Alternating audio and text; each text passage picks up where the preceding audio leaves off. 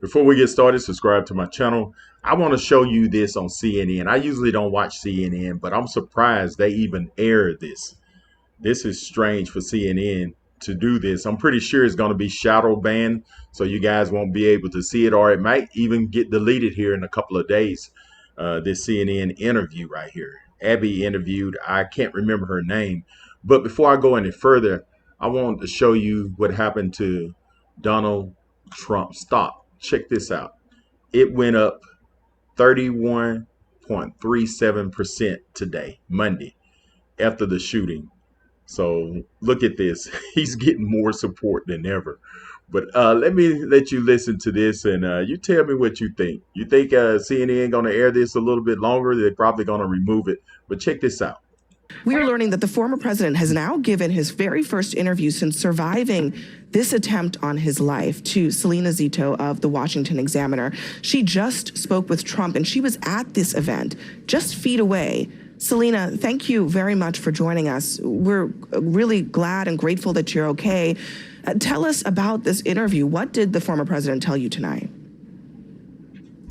Well, it's really interesting. I was just a few feet away from him, along with my daughter, who is a photojournalist.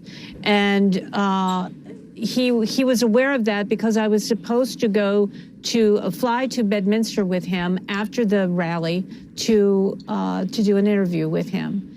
And so he called me this morning or this afternoon and said, and wanted to know if myself and my daughter were okay. So that's how the conversation started. And then I asked him if I could interview him, just talk to him about those moments and about how this changed him. And that's when he said, well, I was going to do a speech that was going to be a real humdinger. I think those were his exact words. But, you know, everything changed in that moment. And Abby, you have covered his events before. When you watch him at a rally, he always looks forward. Always looks forward. He never looks to his right or to his left. And he had put a screen up that showed a chart. Also never does charts. And he looked to his right, something he never does. And as he looked to his right, the bullet grazed right past his face.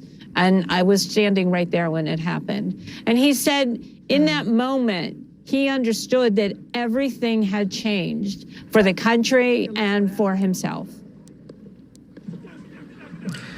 What is the speech going to be about now? I imagine that the RNC was supposed to be both a celebratory event, but also a time to make the case against his opponent. What did he tell you he's going to focus on now?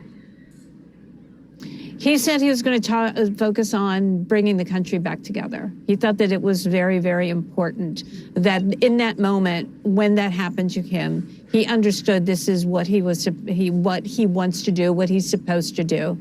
And he talked a lot about when he stood up, and there's that sort of iconic moment when he puts his fist up. And he told me that he really wanted to project to people. He said it wasn't about him at that moment. He wanted to project to those people, and he says he loves these people, and they are the backbone. This is a Rust Belt area. This is a blue-collar, white, working-class, mostly crowd. And he wanted to project he thought it was important to project to the country in that moment that everything was okay. That he was okay and the country was okay. And I thought that was really fascinating. And he was in a very good mood. He sounded incredibly upbeat. These moments have a way of changing people. Just 1 centimeter a difference, and wow. we would have him be talking about a much, much different story today. I'm gonna pause that.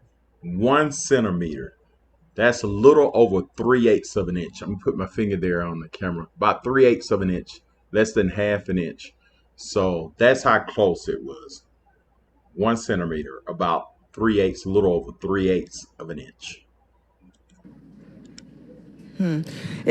What about what the last couple of hours, last 24 hours has been like for the former president? Did you get a sense of What's his life like? Who is he being surrounded by? What has he been doing? And how has he been coping with that life-changing moment that you just described? Well, he said he's been taking phone calls and talking to people of all different political stripes, of all different stations in life. And people are talking to him and of course, making sure that he's okay. So I think that he's feeding off of that positive sort of feedback from people. I mean, I did ask him who he was with, but, you know, he was, as I was interviewing him, he was getting ready to leave Bedminster and go to Milwaukee.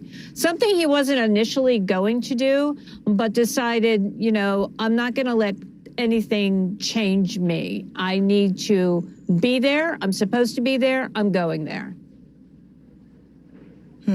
You know, Selena, you've talked to Trump a lot. You've been around him. You've been to so many of these rallies. Trump is I think by his very nature, a pretty defiant personality. Do you get the sense that when he talks about unity, that is a change for him? Do you feel like it's something that he really means? Or is it something that could fade as the days goes on between now and when he's expected to give his speech?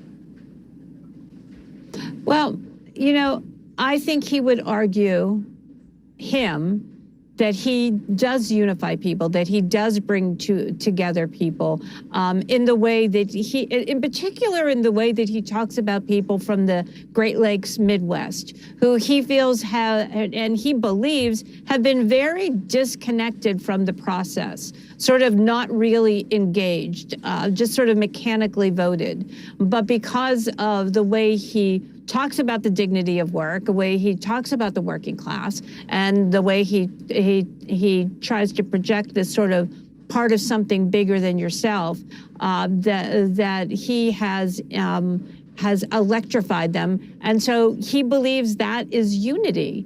I mean, I can't speak for what's inside his head, but based on conversations that I have had with him, I think that he believes that that's very important. And from his perspective, he has done a good job of unifying people.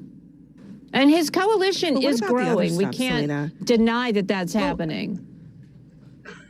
But I think when I'm asking, really, I mean, this is the same person who often talks about retribution, about his political enemies, about the other side of the aisle.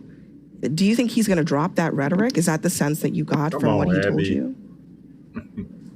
I got the sense that he believed that he should unify. What that looks like, I obviously don't know. I think both sides be really great if we weren't so harsh with each other.